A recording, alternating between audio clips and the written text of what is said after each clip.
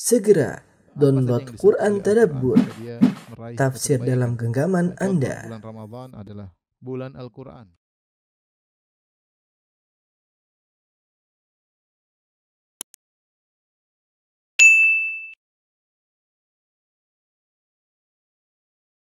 Bismillahirrahmanirrahim. Assalamualaikum warahmatullahi wabarakatuh.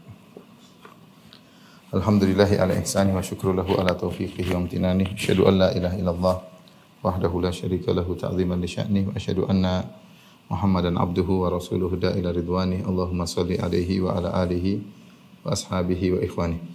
Ibu yang dirahmati oleh Allah Subhanahu wa taala, Majelis Ta'lim Al-Ittiba, kita lanjutkan bahasan kita dari tafsir surat Al-Baqarah. Kita sampai pada ayat 222. Ayat 222. Allah Subhanahu wa taala berfirman, "Wa yas'alunaka 'anil mahid." Mereka bertanya kepadamu tentang haid. "Qul huwa adzan fa'tazilun nisaa fil mahid." Katakanlah haid itu adalah kotoran.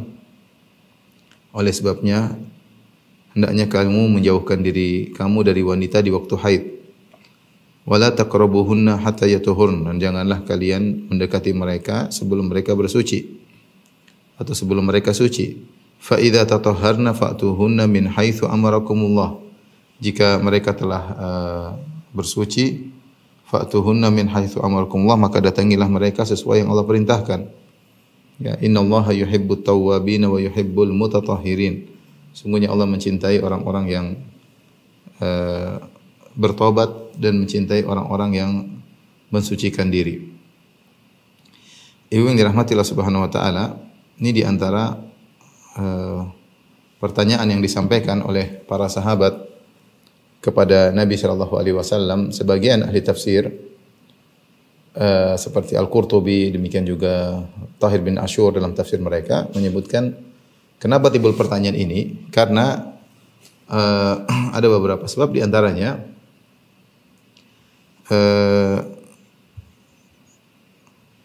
orang-orang Yahudi, mereka tinggal bertetangga dengan kaum Ansar di kota Madinah.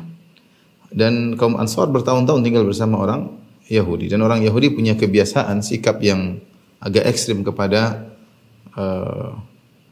wanita yang haid, di mana mereka menjauhi wanita yang haid, mereka tidak menyentuh wanita yang haid. Kalau mereka tersentuh maka mereka merasa ternajisi. Dan ini benar adanya, sebagaimana kalau kita baca dalam Kitabul Imamat, dalam Taurat, dan kitab Lawen kalau diterjemahkan dalam Indonesia adalah kitab Imamat. Imamat 15 tentang bagaimana wanita haid, sikap Taurat terhadap wanita yang haid. Saya bacakan dari ayat 19 atau ayat ke-20 ya. Saya bacakan di sini, apabila seorang perempuan mengeluarkan lelehan dan lelehannya itu adalah darah dari auratnya, maksudnya haid, ia harus 7 hari lamanya dalam cemar kainnya, yaitu dalam tempat tempat darahnya keluar ya. Dan setiap orang yang kena padanya menjadi najis sampai matahari terbenam. Orang yang terkena wanita tersebut akan ikut ternajisi sampai matahari terbenam. Ini aturan dalam Taurat. Sehingga kita lihat ayat ke-20 ini, maka seorang tidak berani dekat dengan wanita haid, orang Yahudi, karena kalau menyentuhnya selama dalam kondisi haid maka dia ikut ternajisi sampai matahari terbenam. Ayat selanjutnya, segala sesuatu yang ditidurinya selama ia cemar kain menjadi najis. Artinya selama dia haid, maka apa yang ditidurinya, kasur, bantal, goleng, maka menjadi najis. Dan segala sesuatu yang didudukinya menjadi najis juga. Segala sesuatu yang didudukinya menjadi najis ya. Pokoknya didudukinya meskipun tidak terkena darah, pokoknya dia tubuhnya seakan-akan menjadi najis. Hal ini berbeda dengan Islam ya. Ketika Rasulullah SAW menyuruh Aisyah untuk mengambil semacam sajadah dari masjid, Aisyah mengatakan, "Ya Rasulullah, aku haid." Kata Nabi sallallahu alaihi wasallam, "Haidatuki laisat biyadiki." Haidmu bukan di tanganmu. Enggak ada masalah kamu haid, tapi haidmu bukan di tanganmu, haid di kemaluan. Sehingga tidak mengapa seorang wanita haid memegang sesuatu ya. Adapun menurut Taurat dalam Imamat 15 tadi, pada ayat 20, 20, 21 dan seterusnya. Wanita haid bagi orang Yahudi kalau tidur di suatu tempat manapun, tempat itu menjadi najis. Kalau dia duduk satu tempat, maka tempat tersebut menjadi najis. Setiap orang yang kena pada tempat tidur perempuan itu haruslah mencuci pakaiannya, membasuh tubuhnya dengan air dan dia menjadi najis sampai matahari terbenam. Bahkan kalau wanita haid tersebut tidur di suatu tempat tidur, kemudian dia pergi, kemudian ada orang tidur di tempat tidur tersebut, maka pakaiannya menjadi najis, harus dicuci dan dia pun jadi najis sampai matahari terbenam. Setiap orang yang kena kepada sesuatu barang yang diduduki perempuan itu haruslah mencuci pakaiannya, membasuh diri dengan air dan ia menjadi najis sampai matahari terbenam. Juga pada waktu ia kena pada sesuatu yang ada di tempat tidur atau di atas barang yang diduduki perempuan itu, ia menjadi najis sampai matahari terbenam. Jikalau seorang lelaki tidur dengan perempuan itu, maksudnya perempuan haid, dan ia kena cemar kain perempuan itu, maka ia menjadi najis selama 7 hari. Dan setiap tempat tidur yang ditidurinya menjadi najis juga. Lihat laki-laki yang menyentuh wanita tersebut, terkena mungkin darahnya atau apanya, maka akan menjadi najis juga selama 7 hari. Dan yang diduduki di tempat tidur juga menjadi najis. Ini menunjukkan apa yang disampaikan oleh para ulama, sebab nuzulnya ayat ini adalah ketika orang-orang Ansar mendapati sikap orang Yahudi terhadap wanita haid dengan sikap yang seperti tadi yang kita sebutkan dalam perjanjian lama dalam Kitabul Imamat ya. Kitab Imamat 15 ayat 20 dan seterusnya. Sehingga mereka bertanya tentang haid, bagaimana haid tersebut ya. Allah Subhanahu wa taala berfirman, "Yas'alunaka 'anil mahid." Mereka bertanya kepada engkau tentang al-mahid. Al-mahid ya. Ini adalah masdar mimi dari haid.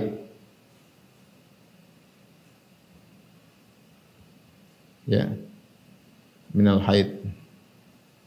Jadi al-mahid maknanya adalah haid, adalah haid. Ya. Haidhan atau mahidhan ya, sama maknanya. Dalam apa namanya? Bukan ismul makan, bukan tempat haid. Tempat haid maksudnya kemaluan wanita ya. Tapi pertanyaan para sahabat wa yas'alunaka 'anil mahid, mereka bertanya kepada engkau ya Rasulullah tentang haid ya. Yang benar mahid di sini maksudnya adalah haid. Karenanya Allah mengatakan kul huwa adzan, katakanlah bahwasanya haid adalah kotoran. Kul huwa adzan, katakanlah haid adalah kul huwa adzan. Kul huwa adzan. Fa'tazilun nisaa fil mahid, katakanlah haid adalah kotoran. Kotoran bagi suami maupun bagi wanita. Makanya fa'tazilun nisaa fil mahid. Maka jauhilah para wanita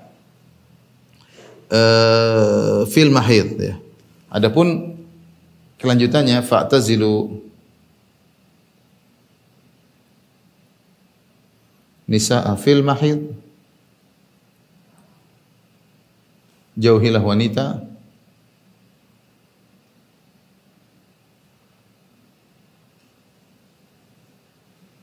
dari mahidnya.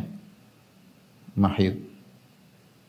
Mahid sini maksudnya, ini mahid sini adalah tempat haid. Maksudnya tempat haid, maksudnya kemaluannya ya.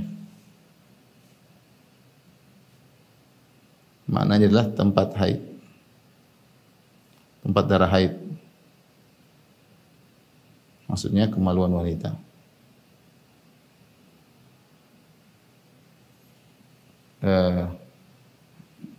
Adapun mahid yang pertama maksudnya darah haid ya, darah haid.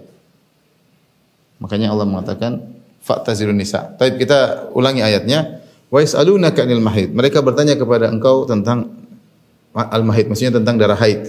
Qul huwa adzan, katakanlah darah haid itu adalah kotoran. Fa'tazilun nisa fil mahid, maka jauhlah wanita fil mahid dari al-mahid. Mahid al-mahid yang kedua maksudnya adalah kemaluan ya. Ditafsirkan oleh Nabi SAW ketika ditanya oleh sahabat, apa yang kami lakukan terhadap wanita yang haid? Rasulullah SAW mengatakan, isna'u kulla syai'in ila nikah. Ya. Apa maksudnya jauhilah fa'tazilun nisa? Ya. Apa maksudnya jauhilah? Datang dalam hadis Kata Nabi sallallahu alaihi wasallam, "Isna'u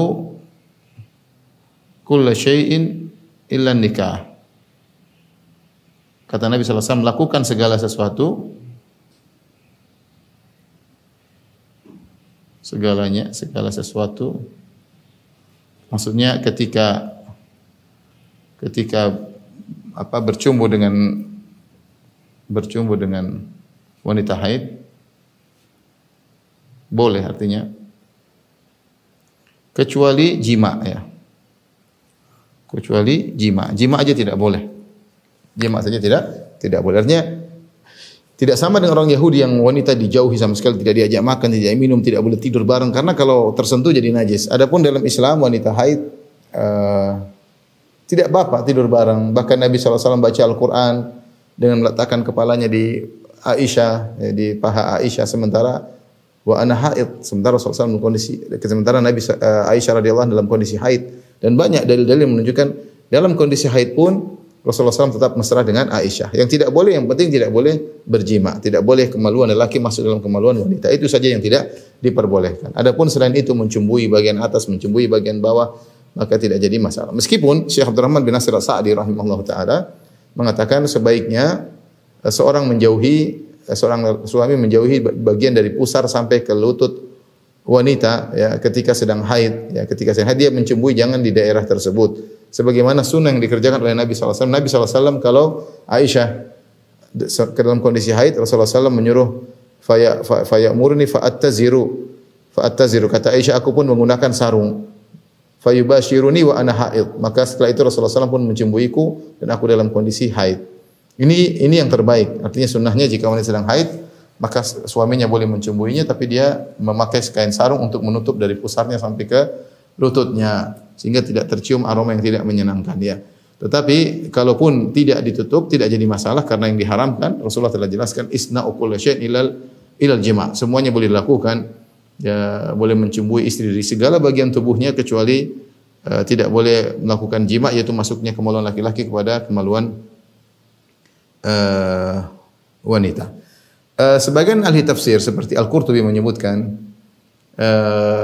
sikap Islam ini ya, mencumbui wanita haid yang penting tidak dijimai adalah sikap tengah antara Yahudi maupun Nasara.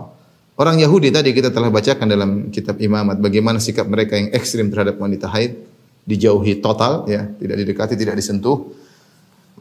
Lawannya adalah orang-orang Nasara yang mereka wanita haid pun mereka gauli.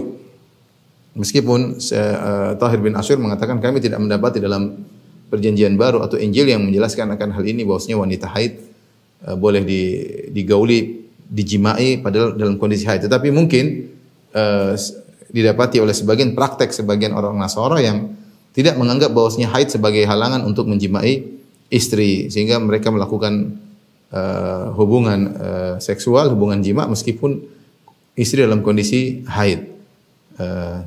Tapi kita tidak bisa nisbahkan kepada seluruh kaum Nasara. Mungkin Al-Qurtubi mendapati di zaman beliau ada Nasara yang seperti itu ya. Dan Islam di tengahnya, yaitu tidak ekstrim terhadap wanita haid dan juga tidak mencumbui atau tidak menggauli wanita pada kemaluannya ketika sedang haid.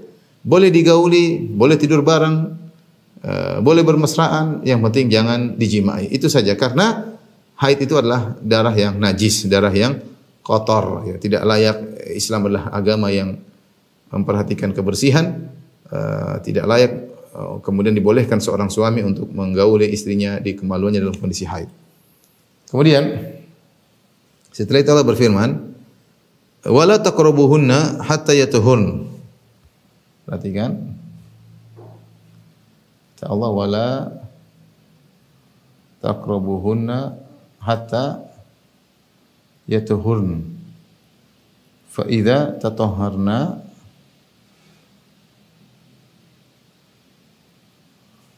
fa idza tatahharna fa'tuhunna min haitsu amarakumullah fa'tuhunna min haitsu amarakumullah ya. Fa'tuhunna min haitsu amarakumullah. Tapi perhatikan sini, yang sampai sini, wala taqrabuhunna, janganlah kalian mendekati mereka.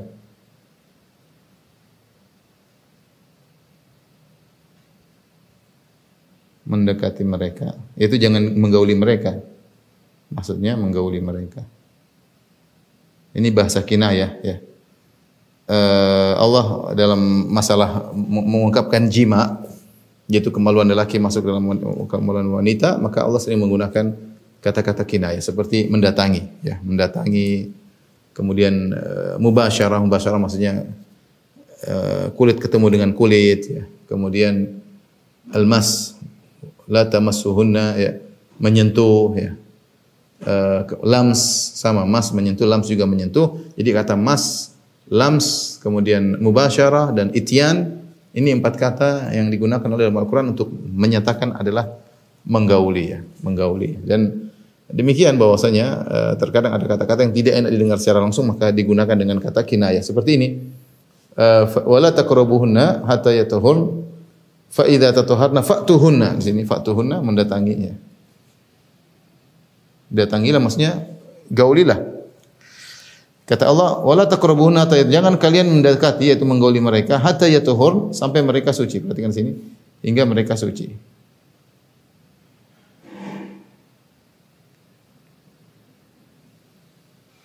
Fa idza tatahharna, jika mereka telah bersuci,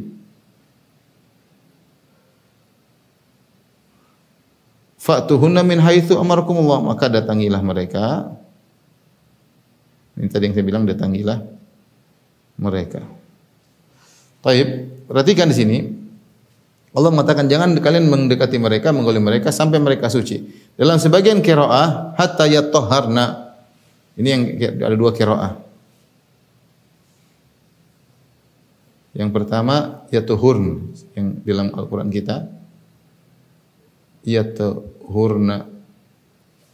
Dalam qiraah yang kedua yatahharna. Yatahharna. Yang kalau yatahharna artinya suci. Kalau yatahharna artinya bersuci. Bersuci. Kenapa kita bawakan qiraah yang kedua ini? Untuk menguatkan bahwasanya syarat untuk menggauli, ini pendapat jumhur ulama, syarat untuk menggauli wanita yang sudah selesai haid, caranya dia harus suci dulu, yaitu haidnya sudah habis dan dia sudah bersuci. Kemudian syarat kedua, dia sudah suci bersih dari haid. Yang kedua, dia harus bersuci, maksudnya dia harus mandi junub, baru boleh digauli. Ini ada khilaf di kalangan para ulama. Apakah wanita haid ketika haidnya sudah terputus boleh digauli tanpa harus mandi bersih, tanpa harus mandi junub, ataukah harus mandi bersih dulu? Ada khilaf. Jumhur ulama mengatakan harus terpenuhi 2 syarat, karena Allah mengatakan la wala taqrabun hatta yatahhur, jangan dekati mereka sampai mereka suci. Kemudian Allah mengatakan fa idza tatahharna, jika mereka bersuci. Dan pendapat jumhur ini menunjukkan harus terpenuhi 2 syarat. Dia harus bersih dulu, darahnya sudah bersih, baru dia mandi besar, baru boleh digauli. Mendukung. Jadi karena setelah itu jika mereka tatahhar, fa idza tatahharna, ya. Tatahharna. Ini bersuci, ya. Mendukung pendapat jumhur adalah qiraah ini. Qiraah yatahharna, maknanya sama, bersuci. Ya. Karena maknanya kalau kita bawakan kepada qiraah yang kedua, maknanya wala taqrabuhunna hatta yatahharna, janganlah kalian mendekati mereka sampai mereka bersuci, maksudnya mandi bersih. Fa idza tatahharna, kalau mereka sudah bersuci maka boleh digauli. Atau kita bawa qiraah yang pertama hatta yatahhur, sampai mereka suci bersih dari haid. Fa idza tatahharna, kalau mandi maka baru boleh digauli. Ini sama seperti firman Allah Subhanahu wa taala, ya. Apa namanya, wabtalul yatama hatta idza balagun nikah fa in anastum minhum rusyda, dalam surat An-Nisa. Kata Allah, wabtalul yatama, kalau anak-anak yatim meninggal, kamu pegang hartanya, jangan diberikan kepada anak yatim, jangan dulu. Ya, wabtalul yatama, tapi uji mereka, apakah mereka mampu mengolah uang. Wabtalul yatama hatta idza balagun nikah, ketika mereka sudah mencapai usia dewasa, sudah bisa menikah, baru siap dikasih duit ke mereka untuk mereka kelola sendiri. Tapi jangan langsung. Ya. Fa in anastum minhum rusydan fadfa'u ilaihim amwalahum. Kalau kalian mendapati merasa bahwasanya mereka sudah pandai mengelola harta, jadi bukan sekedar dewasa langsung dikembalikan harta mereka, tidak. Fa in anastum minhum rusydan, kalian harus cek dulu apakah mereka mampu mengelola harta. Fadfa'u ilaihim amwalahum. Kalau mereka ternyata sudah mampu mengelola harta, kasihkan harta mereka kepada mereka. Sudah saatnya mereka kelola harta mereka sendiri. Karena mereka sudah terpenuhi dua syarat. Sudah dewasa, balagun nikah, sudah nikah, sudah dewasa, siap untuk menikah. Yang syarat kedua, mampu untuk mengelola. Ini contoh dua syarat dalam satu konteks. Saya ulangi, apa yang kita bahas ini seperti ayat dalam surat An-Nisa. Ayat yang kita bahas, wala taqrabuhunna, jangan kalian mendekati wanita yang sedang haid hatta yatun, sampai mereka suci. Syarat pertama. Syarat kedua, fa idza tataharna, kalau sudah bersuci, sudah mandi, baru silakan fa'tuhunna min haitsu amarakumullah, silakan gauli mereka. Jadi untuk bisa menggauli wanita yang haid, dua syarat. Pertama, sudah bersih haidnya, yang kedua sudah mandi junub. Ini persis seperti firman Allah dalam surat An-Nisa, wa batalul yatama hatta balagun nikah. Fa in anastum minhum rusyda. Kalau ujilah para anak-anak yatim tersebut agar bisa diberikan uang mereka untuk mereka kelola sendiri jika memenuhi persyaratan. Pertama, balagun nikah, mereka sudah dewasa. Yang kedua, mereka mampu. Fa in anastum minhum rusydan. Kalau kalian merasa mereka punya kemampuan untuk mengelola harta, baru kasihlah. Jadi dalam suatu konteks dua syarat disebutkan. Adapun mazhab Hanafiyah, mereka mengatakan tidak harus mandi junub. Kalau wanita sudah haid, karena yang jadi kotoran adalah, semuanya berdalil, dan ini dalil juga logis ya. Karena Allah Subhanahu wa taala karena Allah mengatakan kul huwa adzan, sungguhnya haid itu adalah kotor. Inilah illah sebab kenapa kita tidak boleh menggauli wanita pada kemaluannya ketika sedang haid. Karena kul huwa adzan, darah haid itu adalah kotoran. Nah, kalau illahnya kotorannya sudah hilang, harusnya boleh digauli. Makanya ketika mereka membaca wala taqrabun hatta yatahun, ya, jangan gauli mereka kecuali mereka sudah suci. Mereka sudah suci, sudah boleh digauli. Fa idza tataharna, kalau mereka bersuci. Nah, bersuci di sini menurut mazhab Hanafiyah, ini dipilih oleh Syekh Al-Albani rahimahullah taala, artinya bersuci secara bahasa, yaitu mau bersihkan pakai, artinya setelah bersih dibersihkan kemaluan dengan air. Sudah bersih, tidak harus mandi junub, maka boleh digauli. Ini pendapat Hanafiyah, dan dua-dua memiliki sisi penilaian yang kuat ya. Apalagi sebagian lelaki ketika istrinya haid, dia menunggu sampai sepekan atau 8 hari, ada yang lebih daripada itu, ada yang kurang daripada itu. Dia sudah sangat rindu ketika begitu istrinya bersih dari haid, dia langsung ingin menggauli istrinya. Maka menurut mazhab Hanafiyah yang penting dibersihkan, pakai air, pakai sabun, sudah selesai, meskipun belum mandi junub, ya, maka silakan digauli, boleh menurut mazhab Hanafiyah. Tapi mazhab jumhur, mazhab Syafi'iyah, Hanabilah, Malikiyah, maka tidak, harus mandi dulu berdasarkan ayat ini. Habis mandi digauli, mandi lagi. Tapi intinya yang lebih hati-hati adalah kita mengambil mazhab jumhur. Pada ibu-ibu kalau sudah bersih haid, maka segera mandi untuk siap melayani suami. Ya, karena suami terkadang sudah tidak menahan lagi syahwatnya, ingin segera menggauli istrinya, sudah menanti selama sepekan, maka wanita kalau sudah bersih segera mandi junub, baru siap digauli oleh suaminya berdasarkan mazhab jumhur ulama. Wallahu ta'ala alam bisawab. Kemudian setelah itu Allah berfirman, fa'tuhunna min haitsu amarakumullah. Perhatikan sini. Kata Allah, saya nukil ayatnya ke sini, saya pindahkan. Fa'tuhunna min haitsu amarakumullah. Innallaha yuhibbut tawwabina wa yuhibbul mutatahhirin. Fa'tuhunna, maka kalau sudah bersih, fa'tuhunna min haitsu amarakumullah, datangilah mereka min haitsu amarakumullah, sesuai dengan perintah Allah, yang diperintahkan Allah kepada kalian.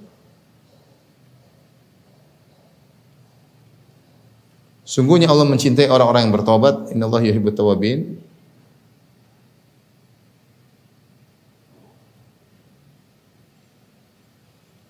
Mencintai orang-orang yang suka bertobat.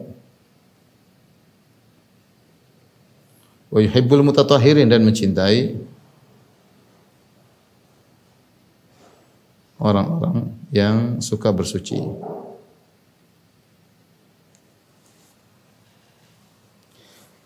Taib, fa'tuhunna, datangilah, ini kalimat perintah, datangilah mereka. Sebagian ulama mengatakan kalau wanita haid suci wajib segera digauli karena Allah mendatangkan perintah fa'tuhunna. Namun ini tidak tepat karena kita punya kaidah dalam kaidah usul fiqh bahwasanya perintah al-amr ba'dal hadar yadullu 'alal ibahah. Bahwasanya perintah setelah larangan maka bukan berarti hukumnya wajib tapi dibolehkan ya. Seperti firman Allah Subhanahu wa taala, "Fa idza halaltum fastadu." Ya Allah mengatakan wahai orang beriman janganlah la taqtulus sayda wa antum hurum. Wahai orang beriman janganlah kalian berburu hewan-hewan buruan sementara kalian dalam kondisi ihram. Kalau ihram tidak boleh berburu. Setelah itu Allah mengatakan, fa idza halaltum fastadu. Jika kalian telah bertahallul, maka silakan berburu. Perintah ini bukan berarti wajib berburu kalau sudah bertahallul, tidak. Karena tidak ada dalil bahwasanya kalau sudah bertahallul wajib berburu, tidak. Tapi ini menjelaskan kebolehan. Karena sebelumnya sudah dilarang. Kalau kalian sedang ihram, jangan berburu. Kalau kalian sudah bertahallul, maka berburulah. Maksudnya silakan, boleh. Bukan berarti wajib. Jangan dipahami wajib untuk berburu bagi orang yang sudah bertahallul. Sama seperti ayat ini. Allah mengatakan, jangan dekati wanita kalau sedang haid. Kalau sudah selesai haidnya, sudah mandi junub, maka datangilah. Bukan berarti wajib untuk menggauli wanita yang baru bersih dari haid. Ya, karena ada yang berpendapat demikian wajib. Mungkin wanita juga sudah rindu, wajib didatangi. Enggak. Tapi ini menunjukkan bolehnya. Tidak wajib, tapi bolehnya. Karena ini adalah al-amr ba'dal hadar. Yaitu perintah yang datang setelah larangan, tidak menunjukkan kewajiban tapi menunjukkan kebolehan. Tetapi di sini Allah mengatakan min haitsu amarakumullah. Datangilah mereka dari tempat yang diperintahkan oleh Allah kepadamu. Maksudnya apa? Yaitu di kemaluan. Di kemaluan ya. Tidak boleh mendatangi selain kemaluan ya. Artinya tidak boleh mendatangi wanita dari duburnya, tidak boleh ya. Taib. Innallaha yuhibbut tawwabin, nanti akan kita bahas lagi. Innallaha yuhibbut tawwabin, sungguhnya Allah mencintai orang-orang yang senantiasa bertaubat. At-tawwabin di sini datang dalam isim fa'il. At-tawwab isim fa'il sighah mubalaghah, yaitu isim fa'il. Taib sighah mubalaghahnya tawwab. Yang artinya menunjukkan senantiasa ya. Tawwabin maksudnya senantiasa. Allah mencintai orang yang senantiasa bertaubat karena kita manusia tidak luput daripada kesalahan. Setiap hari kita bermaksiat, apalagi dengan adanya medsos dan yang lainnya. Kita dengar maksiat, kita menonton maksiat, kita melihat maksiat, kita komentar macam-macam. Sehingga Allah mencintai orang yang senantiasa bertobat. Sungguh, semakin kita sering mengatakan astaghfirullah wa atubu ilaih, astaghfirullah wa atubu ilaih, rabbi ghfirli wa tub alayya, innaka tawwabur rahim. Sering kita astaghfirullah, astaghfirullah. Ya, kita sering bertobat kepada Allah, maka semakin dicintai oleh Allah. Berbanding lurus, semakin sering bertobat, semakin dicintai oleh Allah. Ini menunjukkan seorang hendaknya menyadari dirinya ada penuh dengan dosa. Nah, kalau orang tidak merasa berdosa, repot ya. Kita ini banyak dosa. Oleh karenanya kita sering mengatakan Allah maghfirli, Rabbi ghfirli, astaghfirullah, Rabbi ghfirli wa tub alayya. Ya, astaghfirullah wa atubu ilaih. Ya Allah, aku bertobat kepadamu. Senantiasa kita. Ini dicintai oleh Allah Subhanahu wa taala. Bukan cuma taubat sesekali kemudian maksiat tidak pernah taubat lagi, tidak. Senantiasa bertobat. Sama Allah mengatakan wa yuhibbul mutatahhirin, yang senantiasa bersuci. Bersuci artinya kalau orang suka bersuci bagus. Seorang mukmin berusaha menjaga menjaga dirinya. Kalau dia batal maka dia bersuci. Di sini Syekh Sa'di mengatakan mutatahhirin yaitu bersuci dari najis maknawi dan najis hissi.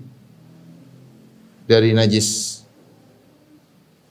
konkret maupun najis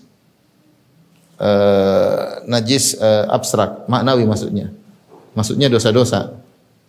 Karena dosa-dosa adalah najis. Kalau najis konkret ya najis, maksudnya najis seperti kotoran ya. Maksudnya kotoran. Kotoran dan hadas. Perhatikan, Allah mencintai orang yang suka bersuci. Kalau dia suka bersuci, dia jaga dirinya dari perbuatan-perbuatan maksiat. Di antaranya dia tidak menggauli istrinya ketika sedang haid. Dia tidak menggauli istrinya dari kemaluannya ketika sedang haid, karena Allah larang. Dia bertakwa kepada Allah dalam segala hal, bertakwa di luar rumah, bertakwa dalam rumahnya. Karena sebagian orang bertakwa di luar rumah, ketika dalam rumah dia tidak bertakwa terhadap istrinya. Di antaranya dia menggauli istrinya tidak bisa tahan hawa nafsunya, dia gauli istrinya di kemaluannya padahal istrinya sedang haid. Sedang haid. Maka kalau dia melakukannya segera bertobat kepada Allah Subhanahu wa taala ya. Kita tahu menggauli wanita pada kemaluannya ketika sedang haid adalah dosa. Kalau kita maknakan orang yang bersuci dari dosa-dosa, maka dia lebih utama daripada tawabin secara kedudukan karena dia tidak berdosa. Dia tidak berdosa, selalu mensucikan dirinya dibandingkan at-tawabin. At-tawabin melakukan dosa bertobat, melakukan dosa bertobat. Nah, secara kedudukan artinya ini lebih baik karena dia senantiasa menjaga dirinya. Yang ini melakukan kesalahan tapi dia bertobat. Namun Allah mendahulukan penyebutan orang-orang yang bertobat ya, agar mereka tidak putus asa ya. Jadi kalau saya tidak salah saya baca dalam tafsir Al-Qurtubi. Kenapa didahulukan at-tawabin padahal al-mutatahhirin lebih tinggi? Karena orang bertobat agar tidak putus asa di rahmat Allah Subhanahu sehingga dia disebutkan terlebih dahulu. Dan disebutkan belakangan al-mutatahhirin padahal dia tidak melakukan dosa agar dia tidak ujub, Ini sama seperti firman Allah Subhanahu wa taala dalam surat Fatir. Tsumma awrasnal kitaba alladziina istafaina min ibadina faminhum dzalimun li nafsihi wa minhum muqtasid wa minhum sabiqun bil khairati bi idznillah. Kemudian kami wariskan kitab suci kepada orang-orang yang kami pilih, yang tiga golongan. Yang tiga golongan ini semuanya masuk surga. Yang pertama kata Allah, zalimul li nafsi, orang yang mau surga tapi dia menzalimi dirinya, bermaksiat. Tapi dia masuk surga karena maksiat, tapi bukan orang yang dia masuk surga meskipun dia melakukan maksiat karena pahalanya lebih banyak daripada dosanya. Tapi dia mencampurkan antara kebaikan, khalatu amalan salihan wa akhara sayyi'ah. Dia mencampurkan antara kebaikan dengan kemaksiatan. Dia disebut terlebih dahulu. Baru muktasid adalah orang yang tengah yang tidak melakukan maksiat tapi tidak semangat, hanya melakukan yang wajib-wajib. Tidak melakukan yang sunnah-sunnah, tapi maksiat dia tinggal. Yang terakhir Allah sebutkan sabiqan bil khairat biidznillah, orang yang paling segera melakukan kebajikan, tidak hanya melakukan yang wajib, dia juga melakukan yang sunnah-sunnah. Tidak hanya meninggalkan yang haram, yang makruh pun dia tinggalkan. Tapi dia disebutkan terakhir. Seakan-akan Allah mengatakan penghuni surga tiga. Yang pertama mendolimi dirinya, yang kedua yang tengah-tengah, yang ketiga yang paling semangat. Kenapa yang pertama disebut terlebih dahulu padahal kedudukannya lebih rendah, yang mencampurkan maksiat dengan kebaikan? Ya, agar mereka tidak putus asa dari rahmat Allah Subhanahu wa taala. Agar mereka tahu bahwasanya ada golongan penghuni surga banyak yang modelnya seperti ini, mencampurkan antara kebaikan dengan keburukan. Ya. Dan disebutkan sabiqun bil khairat yang terakhir agar mereka tidak ujub. Agar mereka sadar bahwasanya mereka semangat beribadah karena izin Allah Subhanahu wa taala. Sama seperti ayat ini. Allah menyebutkan tawabin sebelum mutatahhirin. Ya, padahal mutatahhirin tidak berdosa, tawabin berdosa tapi bertobat. Agar orang bertobat tidak putus asa rahmat Allah dan agar orang yang bersuci tidak ujub. Tapi kita lanjutkan ayat berikutnya. Setelah itu Allah berfirman, nisa'ukum harthul lakum fa'tu harthakum anna syi'tum. Sudah ini?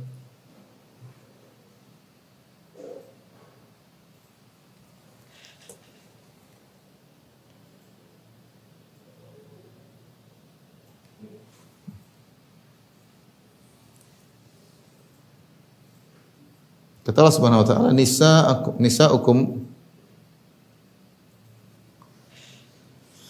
nisa'ukum harthul lakum fa'tu harthakum anna syi'tum wa qaddimu li anfusikum wattaqullaha annakum mulaquh. Saya artikan, nisa'ukum harthul lakum, istri-istri kalian adalah harthul lakum, tempat kalian bercocok tanam. Harthul lakum itu sawah ladang atau sawah, ladang bercocok tanam. Tanam milik kalian. Fa'tu harthakum anna syi'tum, datangilah sawah ladang kalian anna syi'tum.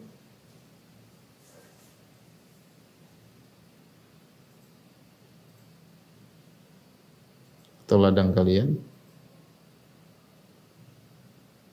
sebagaimana yang kalian suka.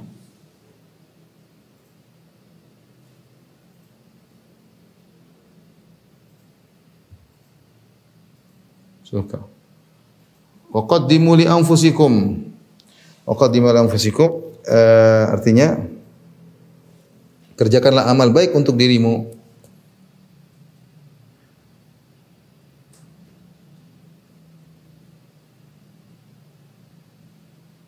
Untuk diri. Wattaqullaha wa'lamu annakum mulaqu dan seterusnya. Bertakwalah kepada Allah, ketahuilah Allah Subhanahu wa taala kalian akan bertemu dengan Allah Subhanahu wa taala. Perhatikan sini, istri-istri kalian, Allah mengatakan istri-istri kalian harsul lakum. Istri kalian adalah sawah ladang bagi kalian, ya. Sawah ladang bagi kalian. Dan ini isyarat ketika Allah mengatakan sawah ladang bagi kalian, isyarat untuk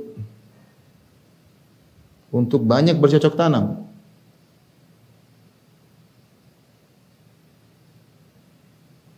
Itu isyarat untuk perbanyak anak. Ini sesuai dengan hadis Nabi SAW. Tazawwajul wadud al-walud, fa inni mukatsirun bikumul umam yaumil qiyamah. Menikahilah wanita yang subur dan banyak anak, sungguhnya aku bangga dengan kalian pada hari kiamat kelak. Karena tidaklah dibuat ladang kecuali itu disuruh bercocok tanam. Allah menamakan wanita dengan sawah ladang, ya. Artinya isyarat agar kalian semangat untuk untuk bercocok tanam di situ. Bukan punya istri ditinggal, tidak pernah digauli, tidak diharapkan punya anak. Enggak. Di antara fungsi istri adalah kita ingin punya anak dari istri tersebut. Allah menyamakan dengan sawah ladang. Dan Rasulullah mengatakan demikian. Tazawwajil wadud al walud. Nikahi wanita yang subur dan penyayang, ya. Dikatakan digabungan penyayang dan subur agar bisa melakukan hubungan dan punya anak. Oleh karenanya diriwayatkan dari Umar bin Khattab radhiyallahu anhu, beliau mengatakan, sungguhnya aku mendatangi wanita padahal aku tidak berhasrat, tetapi agar aku punya anak. Agar seorang ketika berhubungan niat punya anak, ya. Adapun yang dipropagandakan bahwasanya anak dibatasi dengan jumlah yang sedikit, maka ini bertentangan dengan syariat, ya. Kita juga bukan berarti punya anak sebanyak-banyaknya tanpa kita ajar, tanpa kita perhatikan, enggak, ya.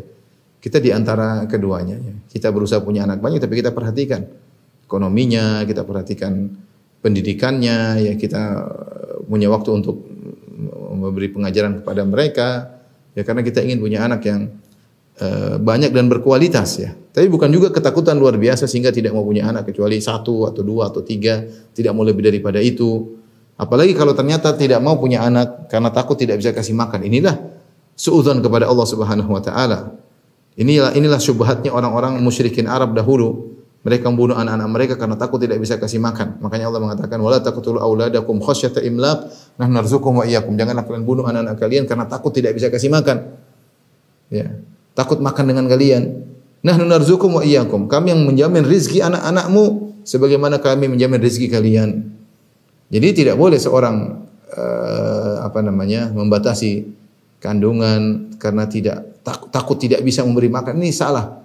Karena urusan rezeki, urusan Allah sudah tanggung. Yang penting kita bisa menjarangkan kelahiran misalnya, menunda dalam rangka kemaslahatan misalnya untuk agar sang anak yang pertama bisa tumbuh dengan baik, kemudian disusul yang kedua bisa tumbuh dengan baik, kita bisa atur pendidikannya, enggak ada masalah. Tapi yang penting kita berusaha punya anak yang banyak yang berkualitas, ya, tidak jadi masalah. Ada suatu kota, saya kemarin dicerita, Allah alam akan kebenarannya. Suatu kota di tanah air, situ ada dulu program sukses bahwasanya anak 1 atau 2 sukses, ya. Akhirnya di zaman sekarang sekolahnya pada sepi.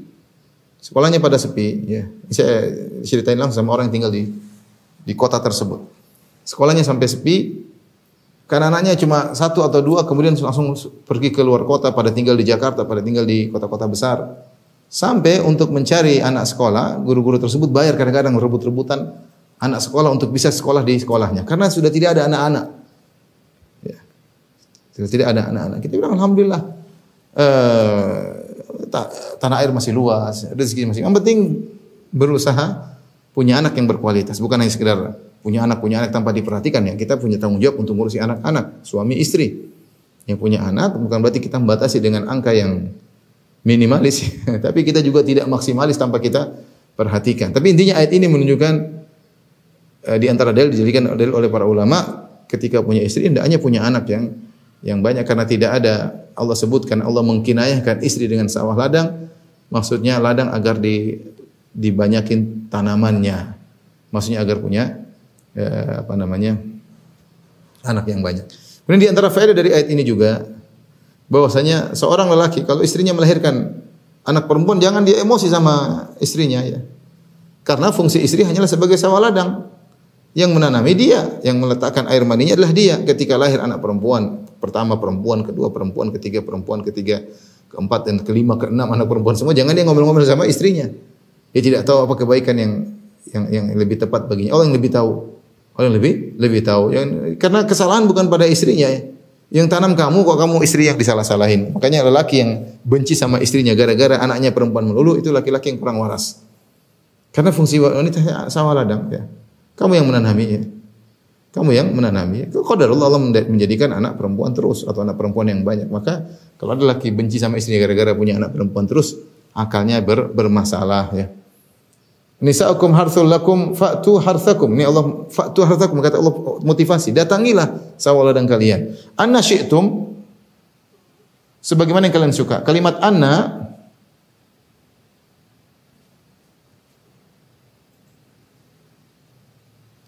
syi'tum anna di sini kata Imam Al-Qurtubi demikian juga Thahir bin Asyur memiliki 3 makna. Bisa diartikan kaifa syi'tum, bisa juga aina syi'tum, mata syi'tum, mata. Itu kaifa maksudnya bagaimanapun, kaifiyat, bagaimanapun kaifiatnya.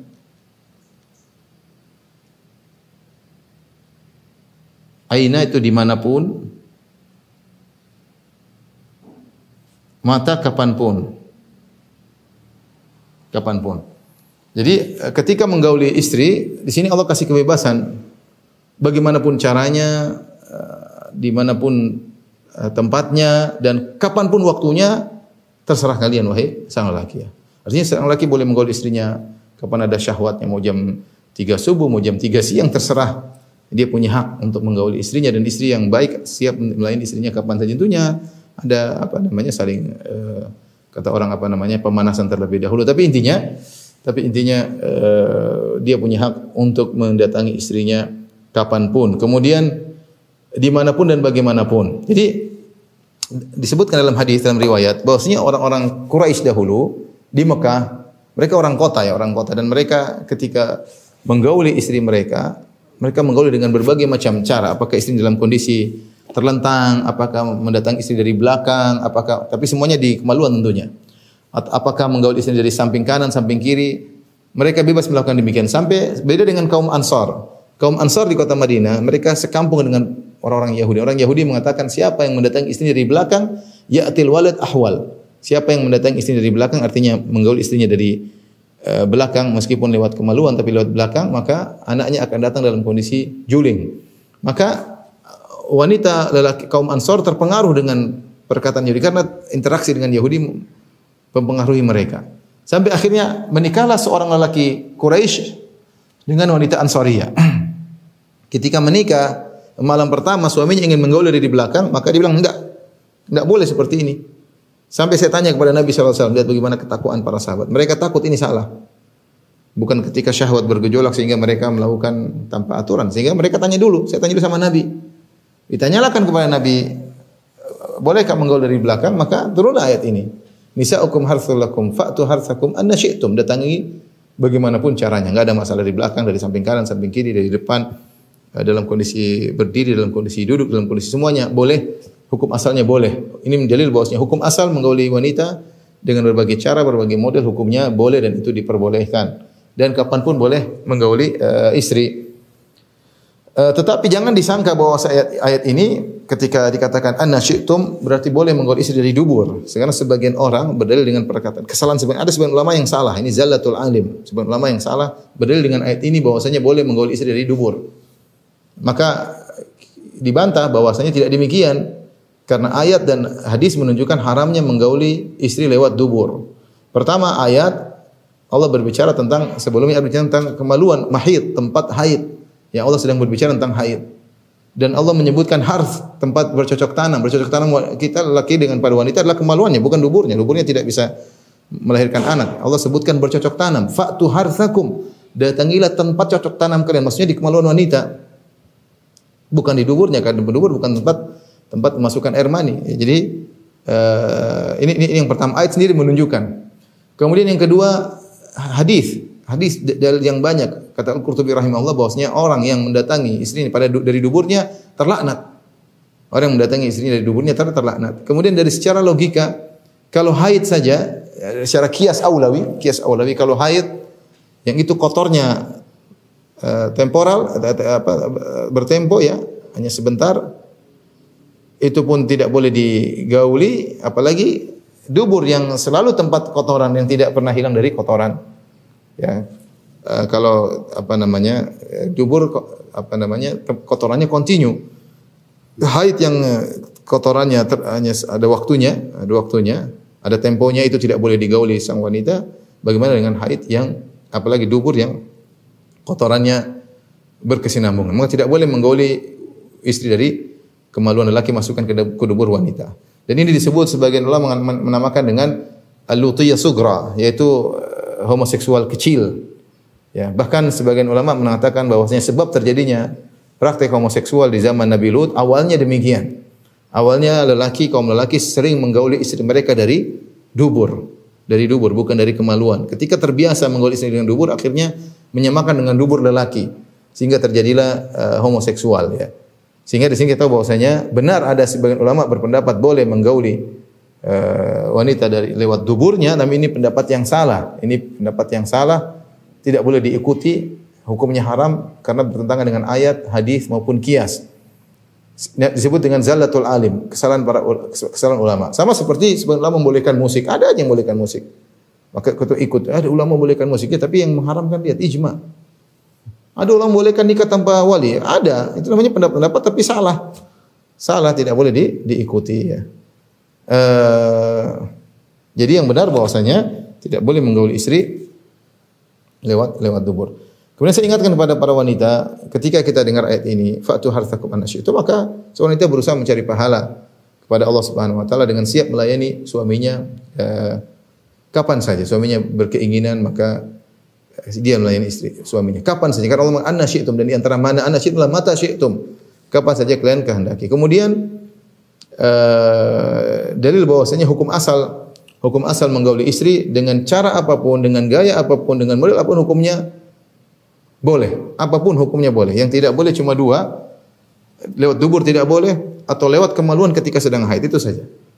Dubur tidak boleh atau lewat kemaluan ketika sedang haid, itu yang tidak boleh. Selainnya maka boleh, karena lelaki boleh bersenang-senang dengan istrinya dari segala tubuhnya, tidak jadi masalah ya. Tidak jadi masalah. Nabi SAW ketika Aisyah haid, Rasulullah menyuruh pakai sarung, tapi Rasulullah SAW gauli. Wa yubashiruni, Rasulullah menggauliku sementara aku dalam kondisi haid. Kemudian Allah berfirman, wa qaddimu li anfusikum. Perhatikan ayat ini. Ayat ini ayat yang menakjubkan ya. Wa qaddimu li anfusikum. Kerjakanlah amal baik untuk dirimu. Apa maksudnya? Kaitannya dengan menggauli istri. Wa qaddimu li anfusikum.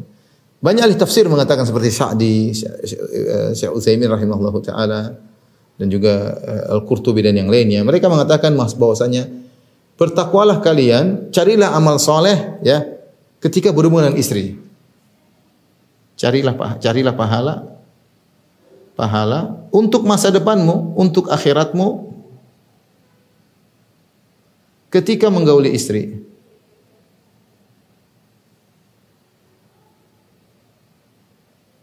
Apa amal soleh yang bisa kita dapat yang menggauli istri? Ini dalil bahwasanya seorang muslim atau muslimah, mukmin atau mukminah berusaha mencari pahala dalam segala kesempatan. Bahkan ketika dalam kondisi yang kelihatannya tidak ada pahalanya sama sekali, itu menggauli istri, ternyata Allah suruh cari pahala.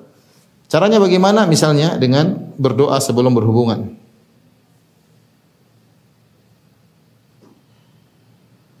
Dapat pahala.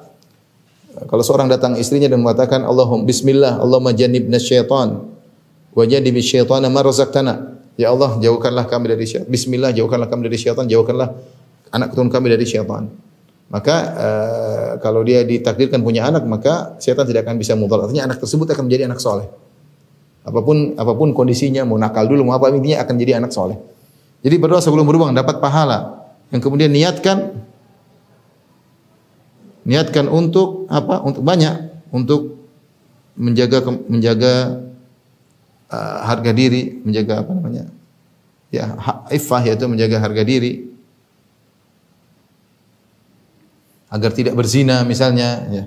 Berniat untuk bisa menundukkan pandangan. Karena kalau sudah bergaul dengan istri, sudah menundukkan pandangan, sudah hasrat sudah terlampiaskan. kemudian misalnya untuk menyenangkan istri, untuk menyenangkan istri, dia juga perlu dijaga harga dirinya, dan yang paling penting adalah untuk memperoleh anak soleh.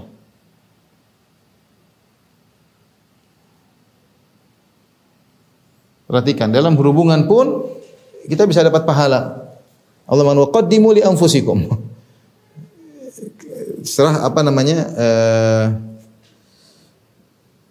Dan kerjakanlah amal baik untuk dirimu ketika sedang berhubungan. Di antaranya seperti yang saya katakan. Makanya di sini dalil bahwasanya seorang berusaha mencari pahala dalam setiap kesempatan yang bisa dia lakukan. Waqaddimu li anfusikum. Wattaqullah, bertakwalah kepada Allah. Ya, wattaqullah, untuk beramal saleh, untuk menjauhi larangan Allah Subhanahu wa taala. Jangan sampai kita ketika berhubungan dengan istri kita melakukan hal yang haram, seperti terjadi zaman sekarang. Orang belum melakukan hubungan dengan cara yang haram, ya. Banyak ya, dengan mungkin lewat dubur haram, ya. Kemudian misalnya ketika haid digauli juga hukumnya haram. Menonton film-film yang tidak benar untuk menimbulkan syahwat juga haram, ya. Macam-macam ya. Kita penyimpangan dalam hal ini banyak. Wattaqullah, bertakwalah kepada Allah, bahkan dalam berhubungan pun bertakwa kepada Allah. Sebagian lelaki kemudian tidak bertakwa, biarkan istrinya terkatung-katung, tidak digauli berbulan-bulan. Wanita tidak bertakwa kepada Allah, suaminya mengajak berhubungan dia tidak mau dengan tanpa alasan, berbagai macam ya. Berbagai macam ya. Ini butuh dalam berhubungan, butuh ketakwaan kepada Allah Subhanahu wa taala. Wa'lamu annakum mulaqu.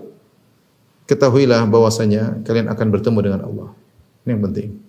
Kita ini jangan melakukan kegiatan biar kita sadar kegiatan apapun yang kita lakukan, kita akan bertemu dengan Allah Subhanahu pada hari kiamat kelak, dan kita akan diminta pertanggungjawaban atas apa yang kita lakukan, apa yang kita lihat, apa yang kita dengar, apa yang kita utarakan, apa yang kita bicarakan, apa yang kita tulis, termasuk bagaimana pergaulan kita dengan istri kita, dengan suami kita. Wattaqullaha wa'lamu annakum mulaqu wa basyiril mu'minin, ya. Berilah kabar gembira kepada orang yang beriman. Orang yang beriman, mereka akan gembira pada hari pertemuan dengan Allah Subhanahu wa taala. Yauma tabyaddu wujuh wa taswaddu wujuh, hari di mana ada wajah berseri-seri orang beriman. Wa taswaddu wujuh, ada wajah yang hitam, orang kafir, orang tidak beriman. Ya. Kata Allah Subhanahu wa taala, "Fa idza ja'atis sakha yauma yafirul mar'u min akhihi wa ummihi wa abihi wa sahibatihi wa banihi wa likulli imrin minhum yauma idzin sya'nu yughni wujuhu yauma idzin musfirah dhahikatun mustabsyirah." Pada hari tersebut ada wajah-wajah yang bergembira, bersinar wajah mereka. Ya, yauma idzin musfirah, dhahikah, tertawa, mustabsyirah, penuh dengan riang gembira. Di sini Allah mengatakan wa basyiril mu'minin, berilah kabar gembira kepada orang beriman untuk hari depan mereka di hari kiamat kelak ketika bertemu dengan Allah. Gembira dari apa? Allah tidak menyebutkan maf'ul bihnya, objeknya. Berilah kabar gembira kepada kaum mukmin. Kabar gembira apa? Allah tidak sebutkan. Kata Syekh Sa'di, ini menunjukkan umum, itu semua hal akan mengembirakan mereka di akhirat. Tinggal kita berupaya di dalam kehidupan ini kita beriman. Itu saja ikhwan dan akhwat, ibu-ibu yang dirahmati Allah. Bertakwa ibu-ibu, beriman. Jangan beriman cuma di luar rumah. Ikut pengajian, bikin jadi panitia, ya, kemudian bantu sana, bantu sini, bantu ustaz, tapi di rumah tidak beriman, tidak bertakwa di hadapan suami. Ya, maka seorang beriman dimanapun berada, bertakwa dimanapun berada, di luar rumah, dalam rumah terutama lebih utama untuk beriman kepada Allah Subhanahu wa taala. Mungkin sampai di sini saja karena waktu sudah habis. Demikian ibu yang dirahmati Allah Subhanahu wa taala, kajian kita, kurang lebih mohon maaf, insyaallah kita lanjutkan pada 2 pekan lagi. Wabillahi taufiq wal hidayah. Assalamualaikum warahmatullahi wabarakatuh.